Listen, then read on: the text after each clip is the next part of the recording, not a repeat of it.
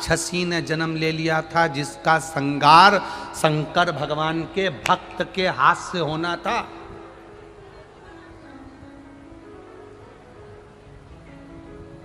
कौन थी वो, जिसका पूरा वंश मिट गया? शंकर की केवल निंदा सुनी थी और निंदा करी थी।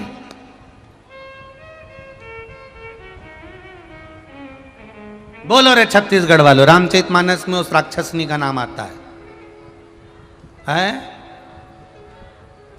ताड़का। कौन थी वह? ताड़का। किसकी लड़की थी? एक यक्ष की। किसकी बेटी थी? एक यक्ष की। और वो यक्ष भी कोई साधारण नहीं था महाराज। सुकेतु नाम का यक्ष, सुकेतु नाम का यक्ष, जिसके घर में औलाद नहीं हुई, संतान नहीं हुई, बड़ा चिंता में, बड़ा चिंता। कई कई माताओं को जब संतान नहीं होती है ना, तो बड़े दुखी होकर के, आओ हमें नहीं जाना शंकर जी के मंदिर। वो सियोर वाला महाराज बताते हैं, आंकड़े की जड़ का प्रयोग करो, ये करो वो करो, मैंने सब कर लिया, नहीं जाना मुझे। मेरा माताओं से निवेदन है, नहीं करना मत करो। विश्वास नहीं है, बिल्कुल मत जाओ। भरोसा नहीं है, कथा में मत जाओ। विश्वास नहीं है, शिव के दरवाजे मत जाओ। पर संतान भी नहीं हो रही है तो भी शंकर की निंदा मत करना, क्योंकि जिस दिन वो औलाद देगा तो कहीं ताड़का जैसी नहीं दे दे। यही हुआ, यही। अब तुम्हें विचार करना चाहिए, ताड़का नाम की राक्षसी का भगवान ने संहार करा। क्यों करा? राम जी को ऐसी क्या पड़ गई कि वो ताड़का का संहार करने पहुंच गए? क्या जरूरत पड़ गई? केवल एक गलती ताड़का के पिता ने कर दी थी।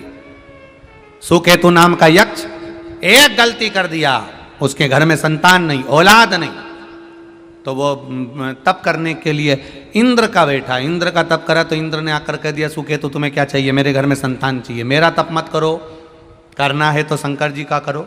सुकेतु ने मन में सोचा, शंकर जी का तप कर कर क्या करूंगा, शिव जी का तप कर कर करूंगा क्या? सुकेतु ने कहा, मैं शंकर जी का तप मत नहीं करूंगा। वो तो खुद शमशान में रहता है, वो तो खुद कैलाश पर रहता है। जो शमशान में रहता है वो क्या देगा? उसके पास तो खुद पहनने के लिए कपड़ा नहीं। बस सुकेतु ने अपशब्द कहा, ब्रह्मा जी का तप किया, ब्रह्मा जी प्रकट हुए, उन्होंने कहा, क्या मांगना है तुमको? बस संतान चाहिए, मेरे यहां संतान नहीं, औलाद नहीं, औलाद नहीं है। तेरे यहां संतान का सुख नहीं है सुकेतु, तेरे को औलाद नहीं हो सकती, संतान का सुख नहीं है। ब्रह्मा जी ने कह दिया, सुकेतु तेरे यहां संतान नहीं होगी। सुकेतु ने कहा, संतान तो मेरे यहां होगी। ब्रह्मा जी कोई उपाय? ब्रह्मा जी ने कहा, मैं जो लिख देता हूं उसको दूसरा कोई नहीं टालता, केवल एक ही टालता। कौन? महादेव। अगर तू महादेव का भजन करेगा तो संतान होगी।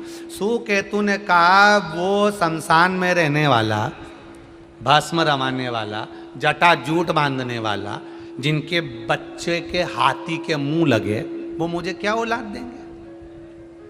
बस सुकेतु ने भगवान विष्णु की आराधना करना प्रारंभ कर। यक्ष सुकेतु भगवान नारायण की आराधना कर रहा है। जो नारायण की आराधना करना प्रारंभ करा, ओम विष्णवे नमः, ओम विष्णवे नमः, ओम विष्णवे नमः, भगवान प्रकट हो गए। मांग सुकेतु क्या चाहिए? सुकेतु कहते हैं, मुझे संतान चाहिए। भगवान के तेरे भाग्य में नहीं है। कौन दे सकता है?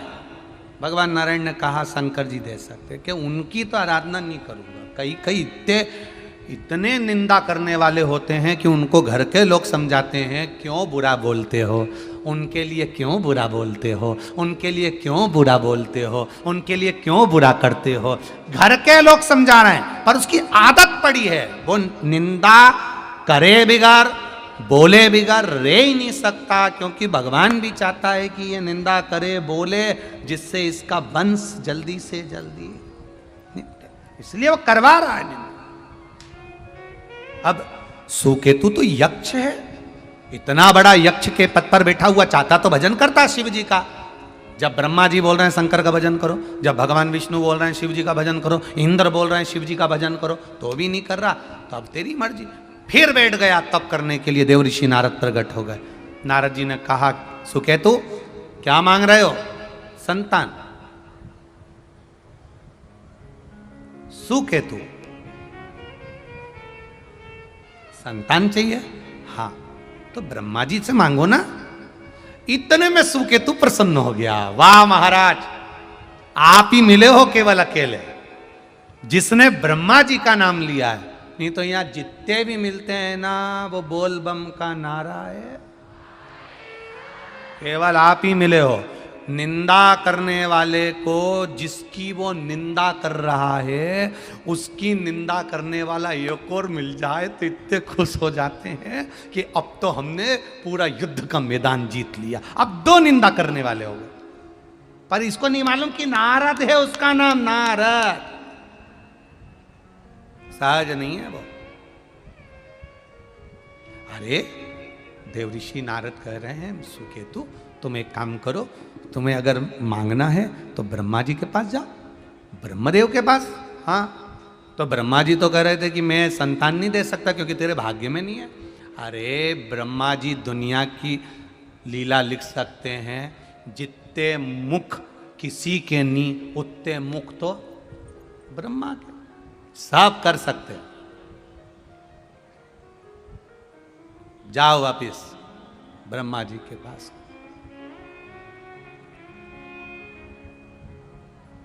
संतान दे दो।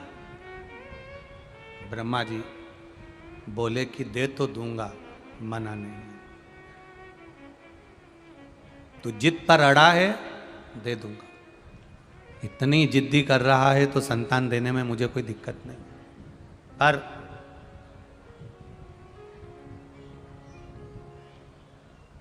कैसी संतान चाहिए तुझे बोल। अरे मुझे चाहे बेटा हो, मुझे चाहे बेटी हो, सुंदर हो, अति सुंदर, बहुत सुंदर।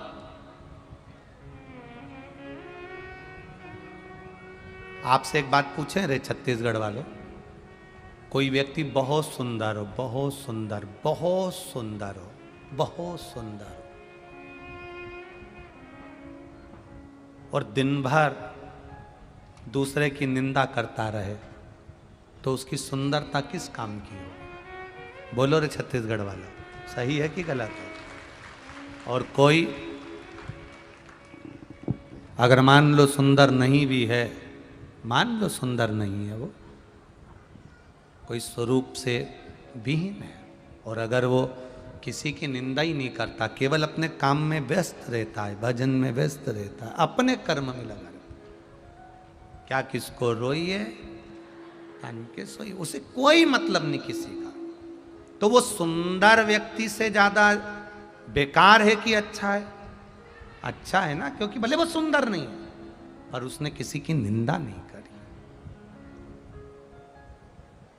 कई लोगों की आदत होती है बड़े बड़े स्थान पर बैठकर निंदा कर बैठते हैं, वो ऐसा, वो वैसा, वो ऐसा। ना ना, रामचरितमानस तक में लिखा है, ऊंच निवास नीच कर तूती, देख न सकई पराई विभूति। ना ना करिए, निंदा ना करिए। कितना कीमत वाला मुख भगवान ने दिया है, कितना कीमत वाला ये श्रवण शक्ति भगवान ने दी है, कितनी कीमत वाले हाथ दिए हैं, कितने कीमत वाले नयन भगवान ने दिए हैं, कितने कीमत वाले ये चरण भगवान ने दिए हैं, कितना कीमती बनाकर भगवान ने भेजा है। और करोड़ों की जायदाद देकर हमको ये शरीर देकर भेजा और उसको निंदा में निकाल दो तो क्या मतलब?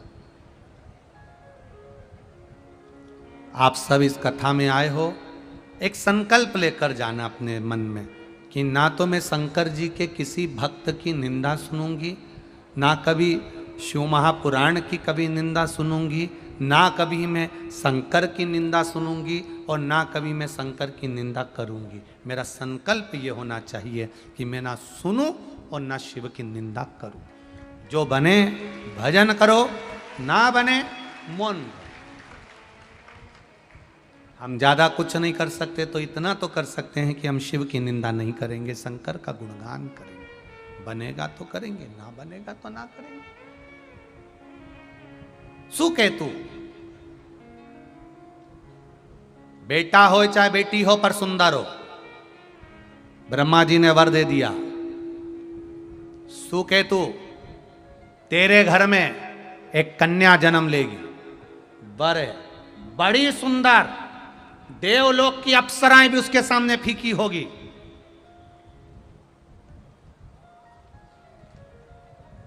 इतनी सुंदर थी वो ताड़का, ब्यूटी क्वीन, इतनी सुंदर, इतनी सुंदर। सुकेतु की पत्नी जब गर्भ से हुई, उसके यहां बच्चे नहीं, और पत्नी जब गर्भ से हुई तो कह दिया सब जगह जाना, शंकर के मंदिर के सामने से निकल के मत जाना। सुकेतु ने कह दिया। कई लोग आपको भड़काएंगे, ज्ञान देने वाले ज्ञान देंगे। गर्भवती नारी को शंकर के मंदिर नहीं जाना चाहिए, गर्भवती नारी को शिवजी पे जल नहीं चढ़ाना चाहिए, ये ज्ञान देंगे देने वाले बहुत। शिव महापुराण का एक तत्व अपने भीतर उतार कर रखना, रामचरितमानस का एक तत्व उतार कर रखना, स्कंद पुराण का एक तत्व अपने भीतर उतार कर रखना। सुकेतु ने अपनी पत्नी से कहा था शंकर के शिवालय के सामने से भी निकल कर मत जाना। जब पत्नी शिव के शिवालय के सामने से जाती थी तो मुंह को टेढ़ा कर कर चली जाती थी, अपशब्द बोलती हुई, निंदा करती हुई, आड़ा टेढ़ा बोलती हुई चली जाती थी।